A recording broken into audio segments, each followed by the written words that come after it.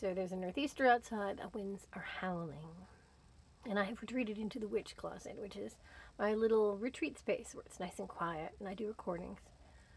And I hear scrabbling in the walls. Squirrels is my guess. It's storming.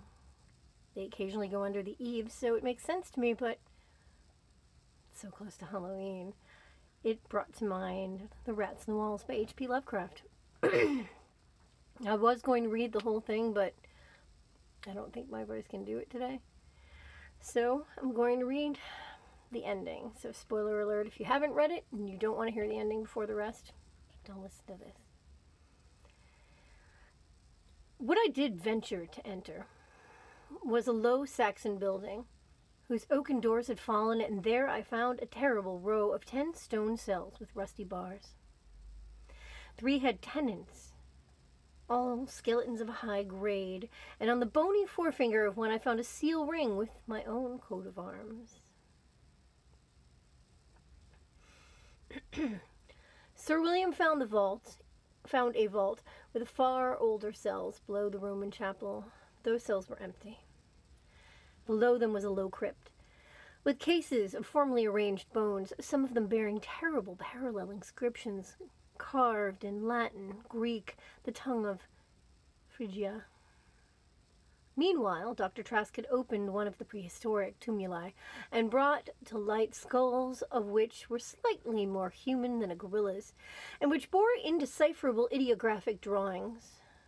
Through all this horror, my cat stalked unperturbed. Once I saw him monstrously perched atop a mountain of bones and wondered at the secrets that may lie behind those yellow eyes. Having grasped to some slight degree the frightful revelations of this twilight area, an area so hideously foreshadowed by my recurrent dream, we turned to that apparently boundless depth of midnight cavern where no ray of light from the cliff could penetrate. We shall never know what the sightless Stygian worlds yawn beyond the little distance we went, for it was decided that such secrets are not good for mankind. There was plenty to engross us close at hand, for we had not gone far before searchlights shewed that accursed infinity of pits in which the rats had feasted, and whose sudden lack of replenishment had driven the ravenous rodent army first to turn into living herds of starving things, and then burst forth from the priory in that historic orgy of devastation which the peasants will never forget. God, those carrion black pits of sod-picked bones and opened skulls. Those nightmare chasms choked with the pitheocanthropoid, Celtic, Roman, and English bones of countless unhallowed centuries. Some of them were full, and none can say how deep they had once been. Others were still bottomless to our searchlights and peopled by unnameable fancies. What, I thought, of the hapless rats that stumbled into such traps amidst the blackness of their quests in this grisly Tartarus? Once my foot slipped near a horribly yawning brink, and I had a moment of ecstatic fear. I must have been musing a long time, for I could not see any of the party but the plump Captain Norris. Then there came a sound from that inky, boundless, farther distance than I thought I knew, and I saw my old black cat dart past me like a winged Egyptian god, straight into the illimitable gulf, into the unknown. But I was not far behind, and there was no doubt after a second. It was the eldritch scurrying of those fiend-born rats, always questing for new horrors and determined to lead me on even into those grinning caverns of Earth's center, where Nyarlathotep, the mad and faceless god, howls blindly to the piping of 2 amorphous idiot flute players. My searchlight expired, but I ran. I heard voices and yowls and echoes, but above all there was a gently rose and impious, insidious scurrying, gently rising as a stiff, bloated corpse gently rises above an oily river that flows under endless onyx bridges to black, putrid seas. Something bumped into me. Something soft and plump. It must have been the rats, the viscous, gelatinous, ravenous army that feast on dead and living. Why shouldn't rats eat a de la poire, and a de la poire eat forbidden things?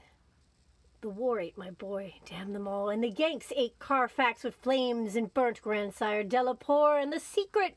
No, I tell you, I am not that demon swineherd in the twilit grotto. I was not Edward Norris's fat face on that demon swineherd in the twilit grotto. It was not a flabby fungus thing. Who says I am de la Poire? He lived, but my boy died. Shall a Norris hold the lands of a de Poire? It's voodoo, I tell you. That spotted snake, curse you, Thornton, I'll teach you to faint at what my family do. Sblood, thou stinkard, I'll learn ye how to gust. Would ye swankin me thilk ways? Magna mater, atis. Dia ag aigathe, ag arudan, aigus bat odonch out. Dion has grolas ort agus liatsa. Ongel. That is what they say I had said when they found me in the blackness after 3 hours. Found me crouching in the blackness over a plump, half-eaten body of Captain Norris, with my own cat leaping and tearing at my throat. Now they have blown up Hexham Priory and taken the man away from me and shut me in this barred room at Hanwell with fearful whispers about my heredity and experience. Thornton is in the next room, but they prevent me from talking to him. They are trying to suppress most of the facts concerning the Priory. When I speak of poor Norris, they accuse me of a hideous thing. But they must know I did not do it. They must know it was the rats, the slithering, scurrying rats whose scampering will never let me sleep. The demon rats that race beyond the padding of this room and beckon me down into the greater horrors than I have never known. The rats. They can never hear the rats. The rats. The rats in the walls. Okay. That was the end. Had a Shatner drama moment. It's probably going to be entertaining. Hope you enjoyed.